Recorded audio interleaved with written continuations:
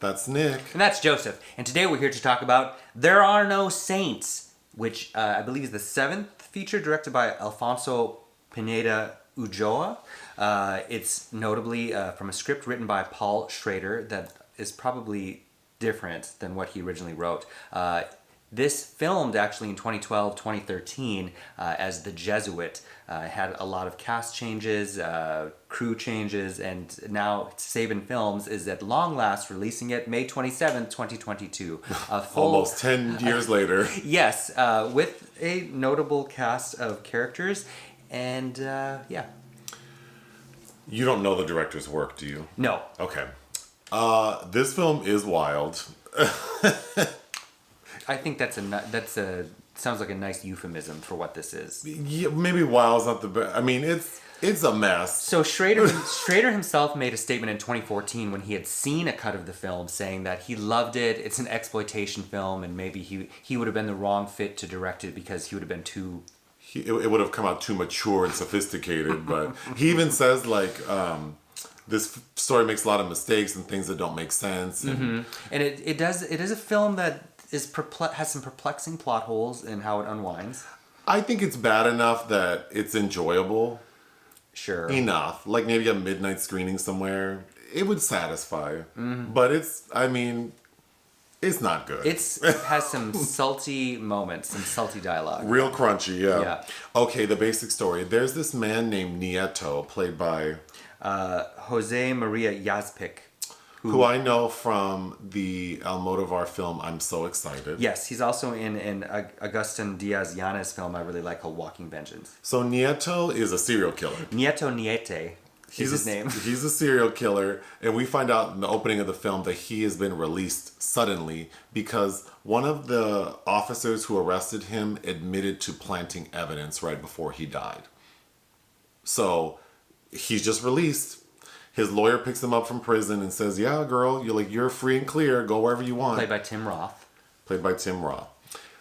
Okay, so you would think he would leave because Tim Roth is saying, everyone in Texas where this serial killer was active, they're going to be out for you, especially the cops. So you should get the hell out of Dodge. The cops, other gang members. Right.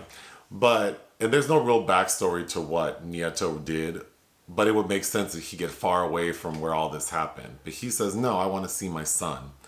Okay. Ron Perlman has a smallish role, but he plays this, madman. This ex-ATF, yes. Who has, this elaborate, beautiful...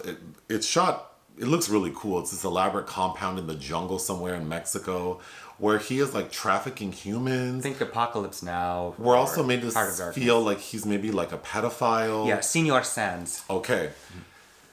One of the people Nieto killed before he went to prison was the baby mama of Ron Perlman's son. Mm-hmm. So, there's that. So elaborate.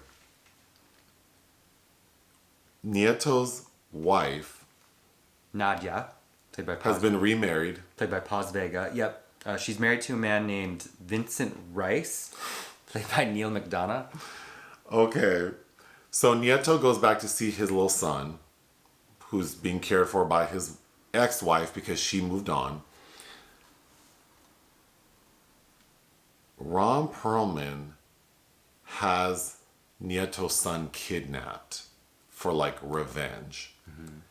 And Vincent, that white man played by Neal, sells the boy to Ron Perlman. It's very unclear to me how those dots are connected. Yes, what the catalyst was exactly, because he's released from prison, and then doesn't Ron Perlman say to him at the end, I thought you were dead? Right. He acts like he didn't... It's so confusing to me what precipitated this abduction that happens to coincide with Nieto being released, which is another point that everyone... You would think that this serial killer who's just been released on a fluke and has not only assaulted a cop early on in the film, but also kills, or so they think, kills several cops.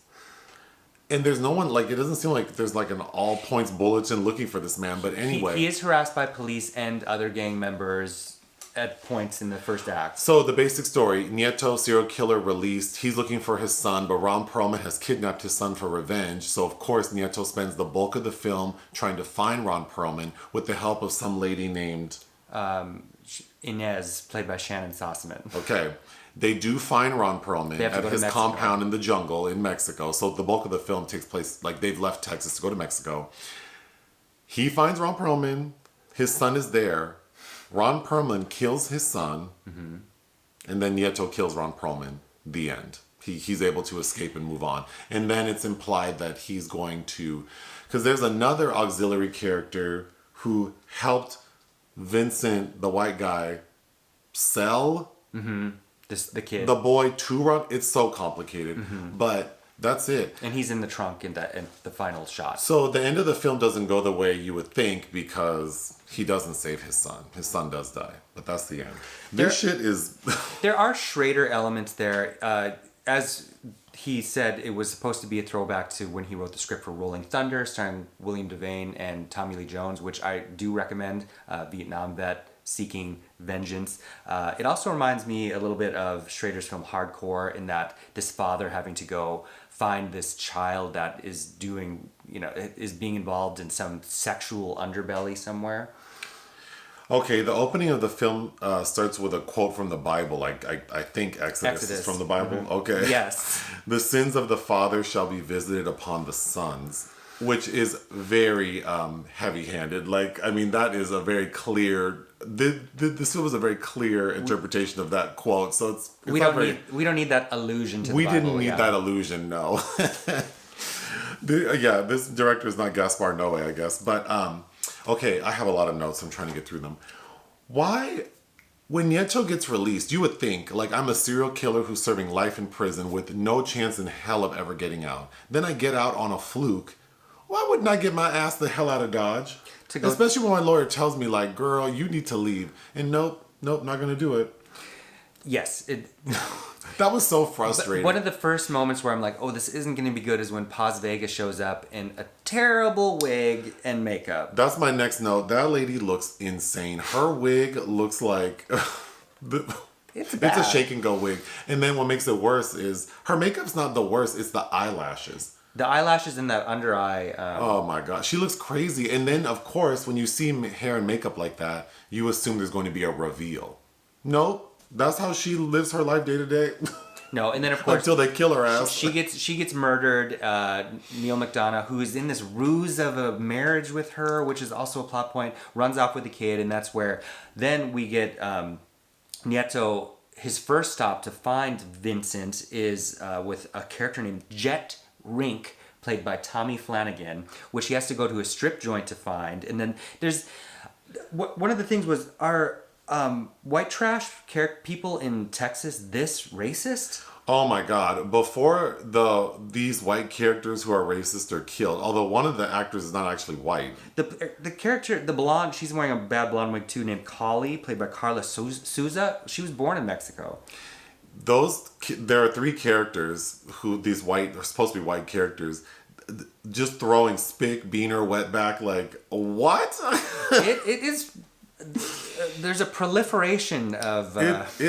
It's wild. Racial epithets. And I guess because this was shot in 2012, maybe it didn't seem so out of place back then. I don't know. It seems like a bit of overkill. It does feel like overkill. And then the whole Tommy Flanagan thing could have been... We could have just... Well, wait, we need to talk about Vincent and how confusing it is that... So Vincent, the white... What's his name? Neal? Neal McDonough? Yeah. He is... Nieto's ex-wife's new man. Mm-hmm. So Nieto knows who this... I don't understand, yes, did Vincent get with her as a ruse to have access to this boy? Yeah, it's so weird. Because there's a scene where Paz Vega goes to... She needs money, even though he lives with her in the same house, and he demeans her by throwing it in her face and has some line about how it's all just for optics anyway. Play your part. But why?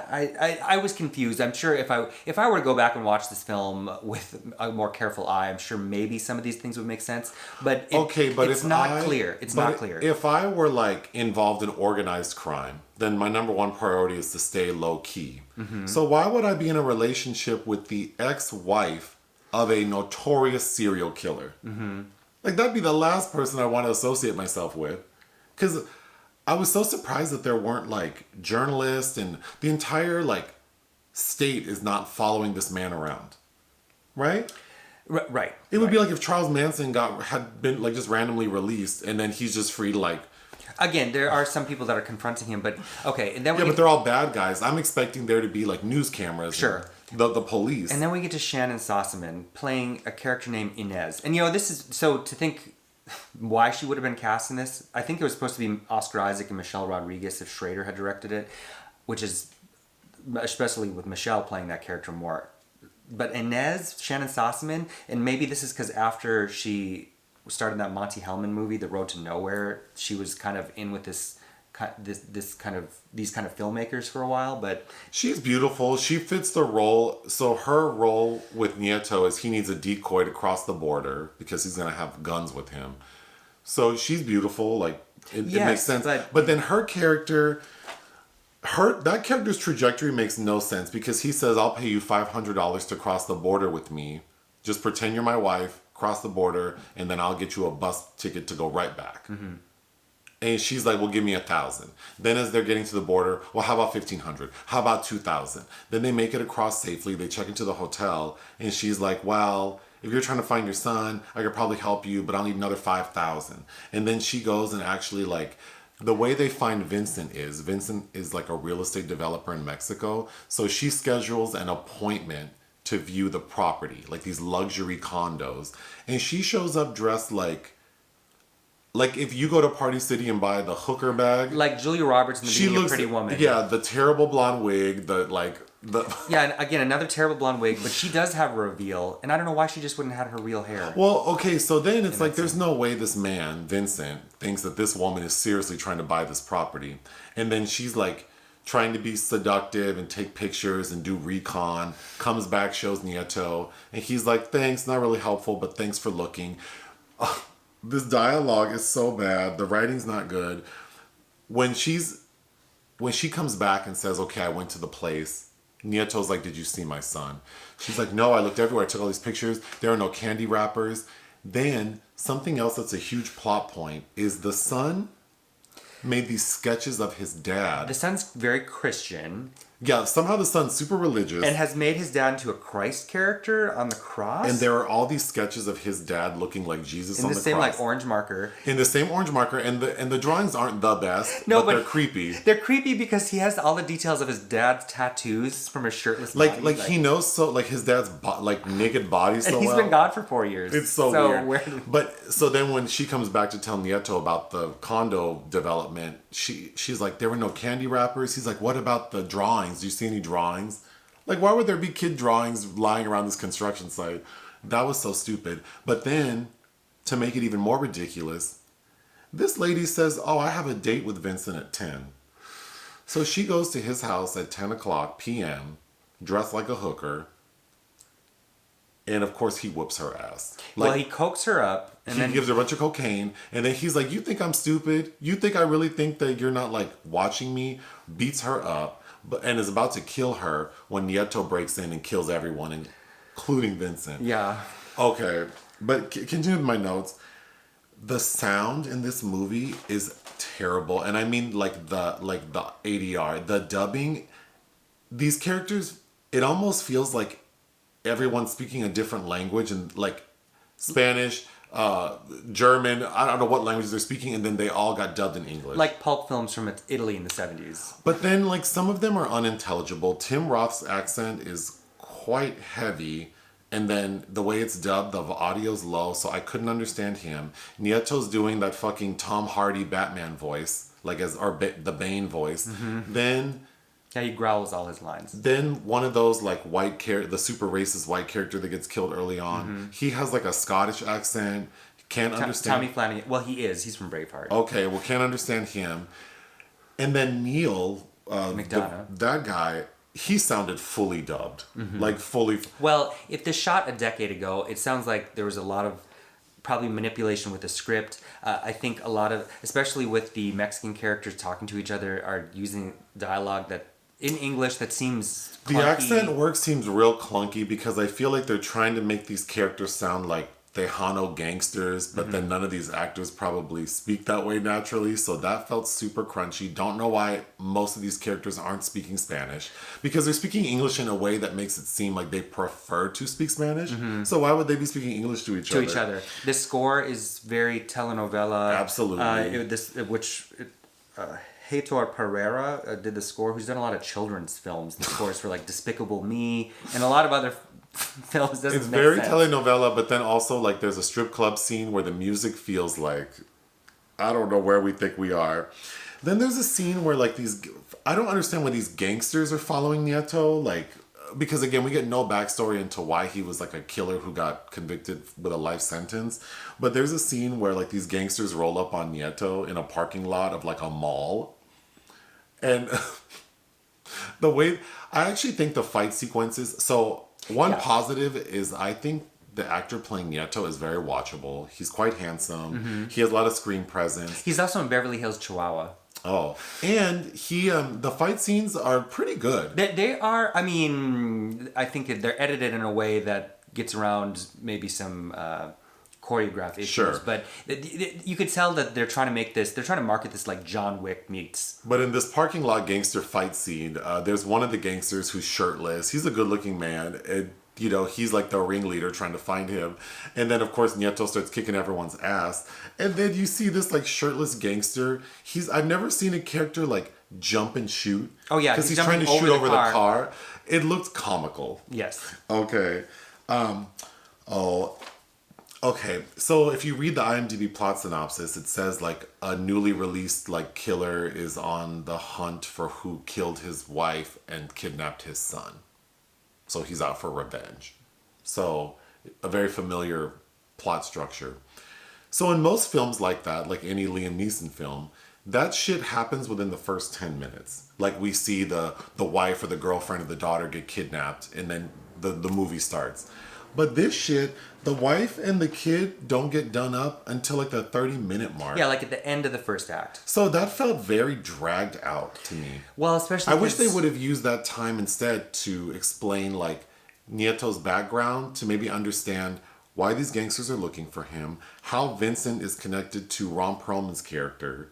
So that was a miss for me. It's a drawn out. It's very much like Rolling Thunder, where Devane comes back from Vietnam and his wife is like leaves him for his best friend, but just the character work isn't that well done, and partly because of the performances. There's a sex scene in a bowling alley parking lot with Paz Vega in a Chevy Traverse, which I've noticed because I thought that was such a weird car. But then when you told me it was shot in 2012, I'm like, oh, that makes sense. All the moaning with their clothes on. It's like, oh. It was so not sexy. And then there's another sex scene with Sossamon and Nieto that seemingly clinches the rationale for why she doggedly stays to the bitter end. So the three white characters who are super racist towards Nieto and to Mexicans in general, Nieto's trying to get answers on where Vincent is. So he finds a way to get into this man's compound and then ends up killing the three of them. But the one lady, Collie, when she gets killed and then the ringleader guy of that little group Rink is yelling her name like Collie. I thought that was campy. It's almost worth watching this film for one line in particular. Which is what? I know you have it in your notes. Oh, we need to save it. Okay. Well, because, okay. Then there's another set of gangsters who are following Nieto after the first set get killed. Oh, in that parking lot scene with the guy jumping, then Nieto shoots that guy's car and it explodes. There's some production value to the film. Yeah, it's well shot. It's just ridiculous. Mateo Landano, who's recently shot a film called The Valet with Eugenio, how do you say his last name? Derbiez. Okay. It does look good. There's another set of gangsters following him now, and they're tailing him in like this huge truck with the floodlights on. Every time he leaves somewhere, he's being tailed. Yeah, those guys were such wanksters. Like these actors who they cast were like comically funny, dressed up as gangsters. Okay, so getting to the lady who helps him. Shannyn Sossamon. I don't know if she's supposed. She's she supposed to be like a beautiful like she's supposed to be like a beautiful bimbo. I don't know, because she says it was a very distracting line. The one about Waco. Oh, she says she's from Waco, Texas. And as if that's supposed to signify how Neal McDonough knows that she's lying about who she is. Right, and she's such an airhead. Like, she's so stupid. There's literally a montage of them driving from the border deep into Mexico, and it's just her talking nonsense nonstop. So I think she's supposed to be stupid. But then it's like, she has a passport, but then she's never been to... But her character says, I've never been to Mexico. Can you believe that? Then why do you have a passport? I don't believe that she has There's a passport. no way that lady has a passport. There is no way. Especially for her to do this job for like 500... To consider it for $500. Someone like that would not have a passport. No. Working at the Ladybird Club. The Ladybird strip club. We see Nieto doing push-ups like in 3 scenes. It's very important that we see him doing push-ups. And he always has his tank top and his shirt off. His shirt, well, in these leather pants that do nothing. They're not leather. They're like that rayon. They look shiny. They look shiny. But they don't, the way they're cut. They don't do anything for his figure. Like, he has no derriere. And he's always doing push-ups in his cowboy boots, which seems really uncomfortable to me. But I think it's like Is that supposed to be a character thing, I guess. Because he was in prison? Oh, maybe. Yeah, but then she even says, like, I can tell you, like, we're in prison. You have that look. But then why are we establishing that? Because the audience just witnessed him, like, the opening of the film is him in prison and then being released. Mm-hmm. So it's like, okay. And he was only in for 4 years. Mm-hmm. So it's not like he's this hardened, like, lifer, but whatever.